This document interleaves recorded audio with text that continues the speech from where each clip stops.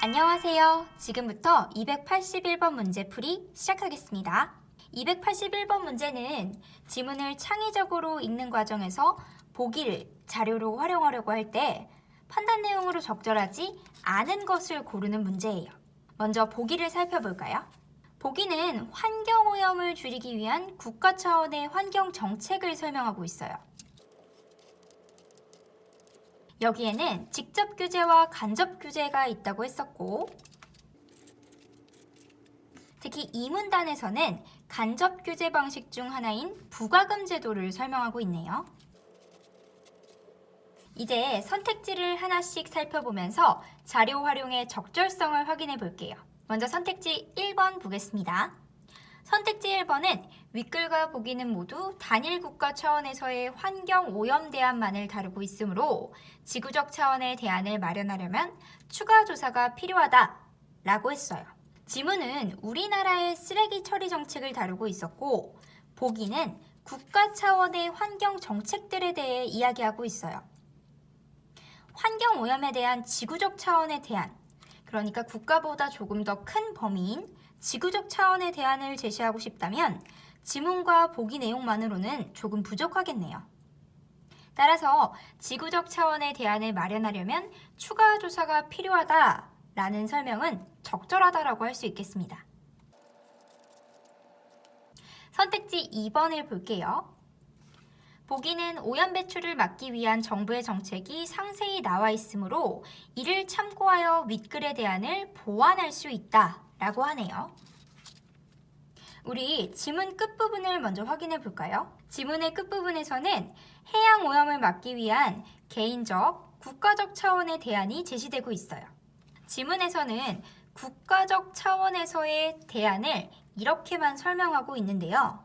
보기는 환경 오염을 막기 위한 정부 정책을 보다 세밀하게 다루고 있으니까 지문에서 제시된 대안을 보완하는데 보기의 내용을 사용할 수 있겠네요. 2번은 적절한 선택지입니다. 이제 선택지 3번을 볼게요. 윗글은 보기와 달리 오염 배출원 중 하나인 기업 문제를 다루지 않았으므로 이 부분을 추가 조사해서 내용을 보완할 수 있다라고 했어요. 보기에서 배출 부과금 제도를 설명하고 있는데요. 여기서 이 부과금이라고 하는 것은 기업이 오염물질의 배출량에 비례하여 정부에 납부해야 하는 금액이라고 설명하고 있어요. 이 제도를 통해 기업도 오염 배출원으로서의 책임을 지고 있음을 우리는 알 수 있어요. 그러나 지문에는 기업과 관련된 내용이 나오지 않아요. 따라서 이 부분을 추가 조사해서 내용을 보완하겠다는 판단을 할 수 있겠죠. 3번은 적절한 선택지예요. 이제 선택지 4번을 볼게요. 보기는 개인적 차원의 실천 방안이 부족하기 때문에 윗글에서 다룬 개인적 차원의 대안을 보완하려면 다른 자료를 조사할 필요가 있다라고 했어요. 아까 지문에서 물건 아껴 쓰기, 쓰레기 줄이기 같은 개인적 차원의 실천 방안이 제시되어 있었죠. 그런데 보기에는 쓰레기 배출을 줄이기 위한 정부 정책에 대한 내용만 제시되어 있네요. 따라서 이 부분, 개인적 차원의 대안을 추가적으로 조사해서 보완하겠다는 이 판단은 타당해 보입니다. 4번도 적절한 선택지예요. 마지막으로 선택지 5번을 볼게요. 윗글은 보기와 달리 국가의 강제적 규제를 찬성하고 있지 않으므로 어떤 관점이 더 효과적인지 따져보고 스스로 대안을 제시하는 것이 좋다 라고 했어요. 지문에 국가의 강제적 규제에 반대한다는 내용이 있었나요? 없었죠.